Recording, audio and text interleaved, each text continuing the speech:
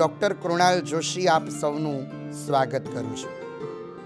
રઘુવર ભગવાન શ્રી રામજીની બાળ લીલાનું આપણે રસાસ્વાદન કરીએ તો રામચરિત માનસમાં પ્રસંગ છે કે ભગવાન શ્રી રામજી અયોધ્યામાં પ્રગટ્યા એ સમયનો આનંદ કેવો હતો.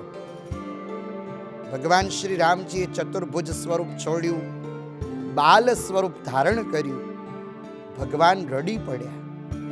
સોને શિશુરુદન પરમ પ્રિય બાની, સમ બ્રહ્મચલી આઈ સબ નારી. અયોધ્યાના પ્રજાજનો સૌથી પહેલા તો દશરથ મહારાજના મહેલમાં આવ્યા. બધાના મનમાં થયું કે આ બ્રહ્મ છે કે બ્રહ્મ છે, પણ બધાએ રામના દર્શન કર્યા અને રામના દર્શન કરવાથી બધાને ખબર પડી કે આ તો બ્રહ્મ છે. તો પછી તો સેવકોએ મહારાજ દશરથજીને સમાચાર આપ્યા કે વધાઈ હો, કૌશલ્યા માતાજીએ પુત્રને જન્મ આપ્યો. તો તુલસીદાસજી મહારાજ વર્ણવે છે, દશરથ પુત્ર જન્મ સુનિકાના, માનવ બ્રહ્માનંદ સમાના. મહારાજ દશરથજી બ્રહ્માનંદમાં ડૂબ્યા. એમને બ્રહ્માનંદ થયો, કારણ કે એક જ ભગવાન ચાર સ્વરૂપે પ્રગટ્યા. ભગવાનનો ચતુર્વ્યુહ અવતાર છે. રામ, લક્ષ્મણ, ભરત અને શત્રુઘ્ન. પણ મહારાજ દશરથજીએ શું કર્યું? રામ જન્મોત્સવ થયો ત્યારે નાંદી મોક્ષ શરાદ કરી, જાત કર્મ સબ કીન, ઘાટક ધેનુ બસન મની, મૃપ વિપરન કદીન.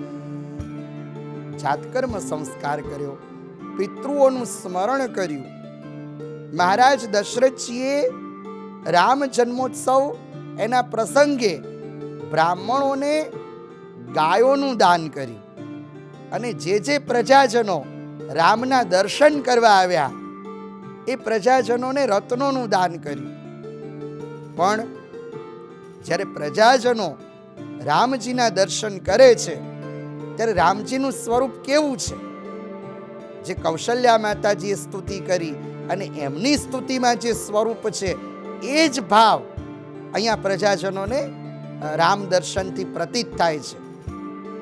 લોચનય ભિરામા તનુ ઘનુષામા, નિજ આયુધ ભુજ ચારી, ભૂષણ વનમાલા નયન વિશાલા, શોભા સિંધુ ખરારી.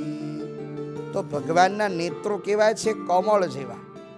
અને એટલે જ કીધું કે નવકંજલોચન. શરદ ઋતુમાં તાજું ખીલેલું કમળ હોય એવા ભગવાનના નેત્રો છે. તો અયોધ્યાના પ્રજાજનો આનંદમાં ડૂબ્યા છે. તુલસીદાસજી મહારાજ વર્ણન કરે છે કે એક મહિના સુધી સૂર્યનારાયણ ભગવાન અસ્ત ન થયા. સૂર્યાસ્ત થયો જ નહીં. જાણે લોકોને એવું જ લાગતું હતું કે આજે જ 12 વાગ્યા છે અને આજે જ રામ જન્મોત્સવ છે.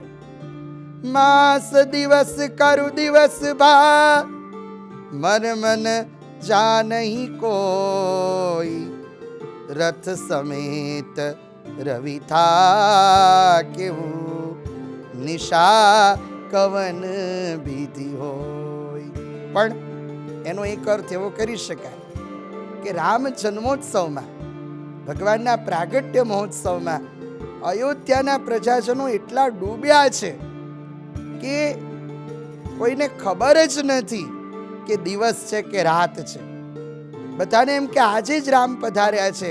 અને એટલે જ આજે મારા દિલમાં દિવાળી, આજે મારા દિલમાં દિવાળી, મારે ઘેર પધાર્યા વનમાળી. હરખે હરખે કીધી તૈયારી, હરખે હરખે કીધી તૈયારી, મારે ઘેર પધાર્યા વનમાળી, મારે ઘેર પધાર્યા વનમાળી. તો આજ રામજી પધાર્યા અને જે આનંદ અયોધ્યાના પ્રજાજનોને થયો એવો આનંદ આપણા સૌની અંદર થાય. આપ સૌની અંદર ભગવાન રામ બિરાજે. આપણી હૃદયરૂપી અયોધ્યામાં ભગવાન શ્રી રામજી સદૈવ બિરાજમાન રહે, એ જ અભ્યર્થના સાથે પ્રણામ. જય સિયા.